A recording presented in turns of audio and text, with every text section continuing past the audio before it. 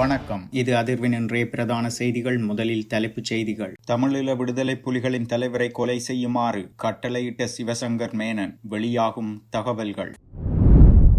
வெளியானது ஊழல் வழக்கு தாக்கல் செய்யப்பட்டுள்ள அரசியல்வாதிகளின் பட்டியல். இவர்கள்தான். வழங்கப்படும் வாய்ப்பில் தவறுகளை நிறுத்தாவிட்டால் அடுத்த கட்டம் இதுதான் நடக்கும். ஜனாதிபதியின் கடுமையான எச்சரிக்கை. கெகல்பத்ர பத்மே தொடர்பில் மற்றுமொரு அதிர்ச்சி தகவல். நுவரெலியாவில் ஆபத்தான தொழிற்சாலை. விடுதலை புலிகளின் தங்கப் பொருளுக்கு ஏற்பட்ட நிலை. சிஐடியினர் வெளியிட்ட தகவல்.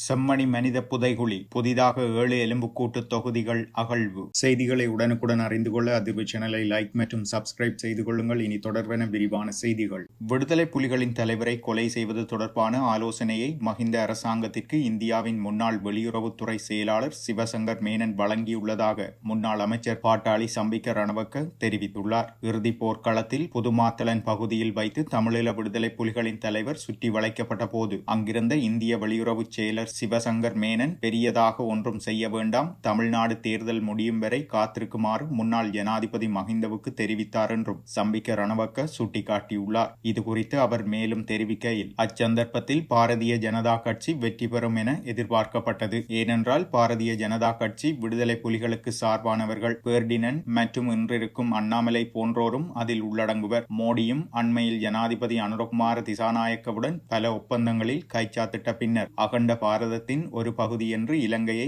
தெரிவித்திருந்தார். இதில் பாரிய மறைமுகமான அரசியல் அரங்கங்கள் செயற்படுகின்றன. நாங்கள் எதிர்பார்க்காத நிலையில் காங்கிரஸ் கட்சி வெற்றியை பெற்று வரும் போது சிவசங்கர் மேனனும் முடித்துக் கொள்ளுங்கள் என எங்களுக்கு கட்டளை வழங்கினார். அதற்கு முன் சம்பந்தன் மற்றும் இலங்கையின் தமிழ் தலைவர்கள் கருணாநிதி, ஜெயலலிதா, சர்வதேச உள்ளூர் தமிழ் தலைவர்கள் அனைவரும் சந்தித்து பேசினர். அச்சந்தர்ப்பத்தில் இலங்கை ராணுவம் விடுதலை புலிகளின் தலைவரை சுற்றி வளைத்ததால் அவரை மீட்பதா என கலந்துரையாடல்கள் நடைபெற்றன.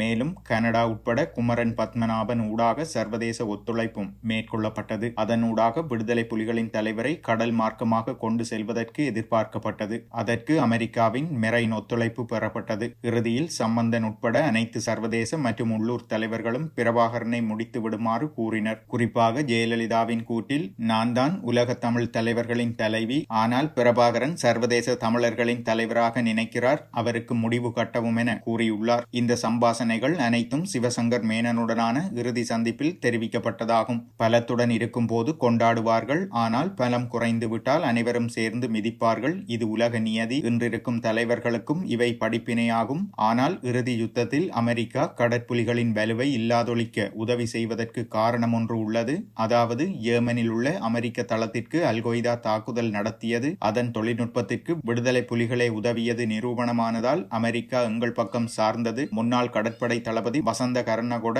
ஆஸ்திரேலியா கடல் பரப்பிற்கு சென்று விடுதலை புலிகளின் கப்பல்கள் மற்றும் ஆயுத கடத்தல் போன்றவற்றை முறியடிக்க அமெரிக்காவும் உதவியது. அவ்வாறு செய்திருக்காவிட்டால் இன்று யுத்தம் முடிவில்லாமல் தொடர்ந்திருக்கும் என தெரிவித்துள்ளார்.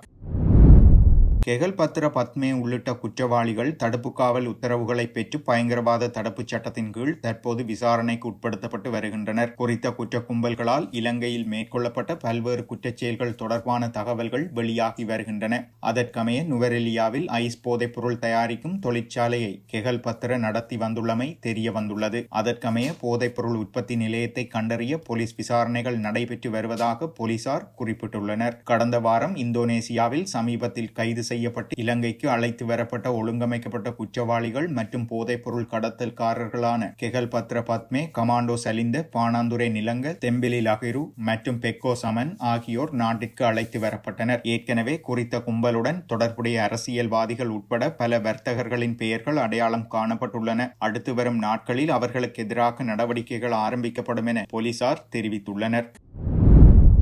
வடக்கில் மீட்கப்பட்ட விடுதலை புலிகளின் தங்கப் பொருட்களில் 5000த்திற்கும் மேற்பட்ட பொருட்கள் மத்திய வங்கிக்கு அனுப்பப்பட்டுள்ளதாக குற்றப்புலனாய்வுத்துறை தெரிவித்துள்ளது. குறித்த தகவலை குற்றப்புலனாய்வுத்துறை 2/9/2025 அன்று கொழும்பு தலைமை நீதவான் நீதிமன்றத்தில் வைத்து அறிவித்துள்ளது. அத்துடன் இராணுவ தலைமையகத்தின் பாதுகாப்பு பெட்டகங்களில் உள்ள தங்கப் பொருட்களை முறையாக எண்ணுவதற்காக தேசிய ரத்தின கற்கள் மற்றும் நகைகள் ஆணையத்தின் அலுவலகம் தற்காலிகமாக குற்றப்புலனாய்வுத்துறை தலைமையகத்தில் நிறுவப்பட்டுள்ளது. ஆணையத்தின் உதவியுடன் தங்க பொருட்களின் எடை மற்றும் மதிப்பு ஆதாரமாக பதிவு செய்யப்படும் என குற்றப்புலனாய்வுத்துறை அதிகாரிகள் தெரிவித்துள்ளனர். கடந்த ஏப்ரல் 29ஆம் தேதி மீட்கப்பட்ட குறித்த தங்கப் பொருட்கள் இராணுவத்தின் காவலில் இருப்பதாக போலீஸ் மா அதிபர் பிரியந்த வீரசூரிய முறைப்பாடு அளித்திருந்தார். இதனை அடுத்து நீதிமன்றத்தின் உத்தரவின் பேரில் தங்கப் பொருட்களை எண்ணி அவற்றை காவலுக்கு மாற்ற இலங்கை மத்திய வங்கி நடவடிக்கை எடுத்தமை குறிப்பிடத்தக்கது.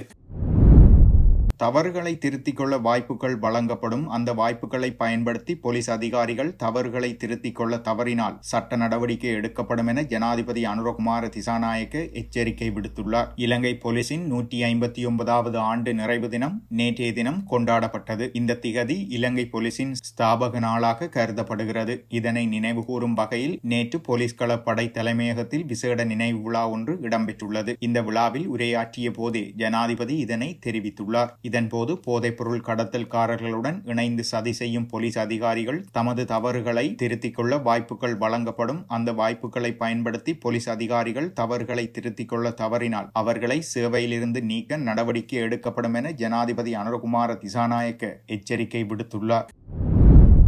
ஊழல் மோசடியில் ஈடுபட்டுள்ள அரசியல்வாதிகளுக்கு எதிராக தொடுக்கப்பட்டிருக்கும் வழக்குகள் மற்றும் அவர்களின் பெயர் உள்ளிட்ட விவரங்களை தேசிய மக்கள் சக்தியின் நாடாளுமன்ற உறுப்பினர் லக்ஷ்மன் நிபுண ஆராய்ச்சி வெளியிட்டுள்ளார். தொலைக்காட்சி அரசியல் விவாத நிகழ்ச்சியொன்றின் போதே குறித்த பட்டியலை அவர் வாசித்து காட்டியுள்ளார். பட்டியலில் குறிப்பிடப்பட்டுள்ள அரசியல்வாதிகளின் பெயர்களாக மொட்டு கட்சியின் தேசிய அமைப்பாளரும் நாடாளுமன்ற உறுப்பினருமான நாமல் ராஜபக்சவுக்கு 6 வழக்குகளும், முன்னாள் அமைச்சரான பசில் ராஜபக்சவுக்கு 7 வழக்குகளும் உள்ளன. யோசித ராஜபக்ச, டேசி போரஸ், முன்னாள் ஜனாதிபதி கோட்டபாய ராஜபக்ச, சிரந்தி ராஜபக்ச, நிசாந்த விக்ரமசிங்க, முன்னாள் பிரதி அமைச்சர் பிள்ளையான் என்று அழைக்கப்படும் சிவநேசதுரை சந்திரகாந்தன், பிரசன்ன ரணவீர, நகரசபை உறுப்பினர் மில்ரோய், மேர்வின் சில்வாவின் முன்னாள் செயலாளர் சிங்கப்பூர் சரத், பிள்ளையானின் சாரதி SM ரஞ்சித், சிறையில் உள்ள SM சந்திரசேனவின் மனைவி ஆகியோரும் பட்டியலில் இடம் பிடித்துள்ளனர். அத்துடன் SM சந்திரசேன, மஹிந்தானந்த அழுத்கமகே, முன்னாள் வர்த்தக வாணிபத்துறை அமைச்சர் நளின் பண்டார, வேறு வழக்கில் சிறையில் உள்ள ரோஹிதவின் மருமகன், பிணையில் உள்ள துமிந்த திசாநாயக்க ஆகியோருக்கு எதிராகவும் வழக்குகள் உள்ளன. மேலும் கெஹலியவின் இணைப்பு செயலாளர் மேர்வின் சில்வா, கெஹலிய ரம்புக்வெல மற்றும் அவர்களின் குடும்பத்தினரும் பட்டியலில் உள்ளனர். இதேவேளை நாடாளுமன்ற உறுப்பினர் சாமர சம்பத், லொஹானின் மனைவி ஜோன்ஸ்டன் பெர்னாண்டோ, உள்ளூராட்சி உறுப்பினர் சுலோச்சன விஜிதமுனி சொய்சா, அனுர பிரியதர்சன யாப்பா மற்றும் மனைவி, ஐக்கிய தேசிய கட்சியின் முன்னாள் உறுப்பினர் சாந்த அபேசேகரவின் மகன், புதிய வழக்கில் மஹிந்தானந்த அழுத்கமகே, லிந்துல நகரசபையின் முன்னாள் மேயர், முன்னாள் நாடாளுமன்ற உறுப்பினர் சச்சின் பாஸ் ஆகியோரும் பட்டியலில் அடங்குவர்.